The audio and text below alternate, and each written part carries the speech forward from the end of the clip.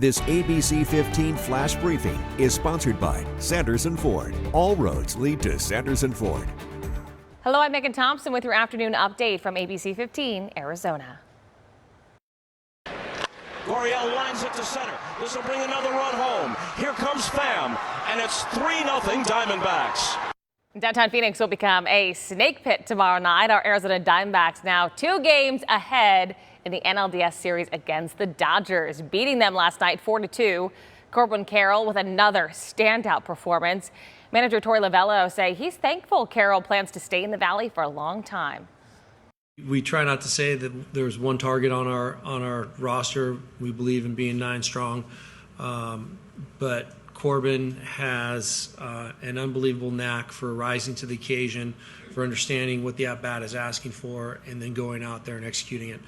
I look at him often, and I cannot believe that he's 23 years old. I look at him often, and I'm thankful that he's going to be a Diamondback for the next 10 years. If the D-backs win at home tomorrow in front of a sold-out crowd, they're moving on in the playoffs. Well, long lines at the polls, misread ballots, and printer issues. Election day dilemmas have plagued Maricopa County in the past. That's why leaders are testing a few changes. Here's ABC15's Nohalani Graf. This afternoon, the Maricopa County Department of Elections is going to get their ballot tabulation and verification machines rolling and tested to make sure that they are working the way they are supposed to come next month. And you can watch the process because, of course, it is hard to forget the printer errors that caused an uproar last November. A report did find that longer ballots on heavier paper caused some printer errors that year. The printers weren't able to get hot enough to fuse toner to the ballots. And by the way, they were using different paper in response to Sharpie Gate from 2020, which falsely claimed that permanent ink was bleeding through to other ballots. The report also found the printer issues were not tied to any fraud, and they were tested in the same way that will happen today. Scott Jarrett, Director of Elections, tells me they are still using thicker paper, but the printers have been upgraded, so that's a change. And today, they'll test 1,600 pre-filled practice ballots to make sure the machines get the right read. But a predetermined result that we know, we run the ballots through to make sure that we get that exact same result.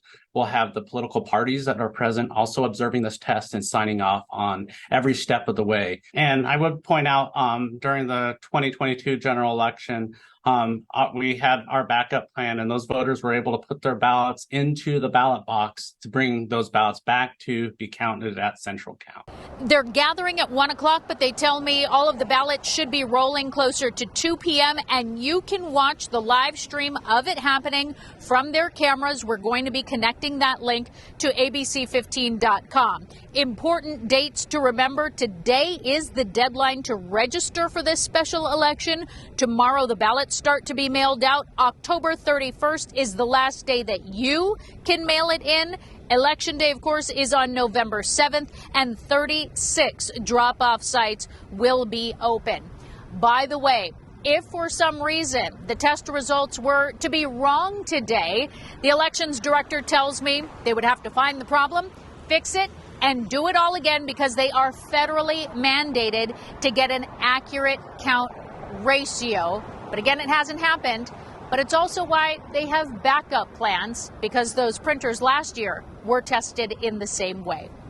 In Phoenix, I'm Nohalani Graf, ABC 15, Arizona.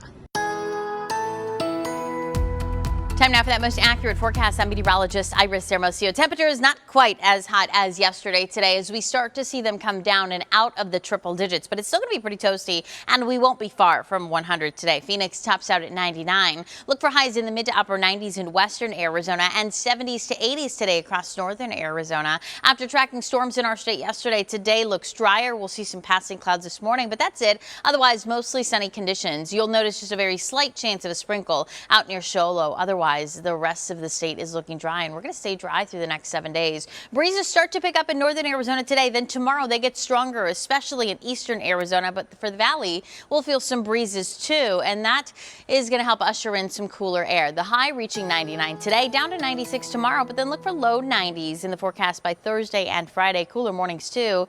Another warm up though this weekend into next week. We will have another update for you tonight. Until then, you can get the latest news, weather, and traffic at ABC15.com or go ahead and download that free ABC15 mobile app. This ABC15 Flash Briefing is sponsored by Sanderson Ford. All roads lead to Sanderson Ford.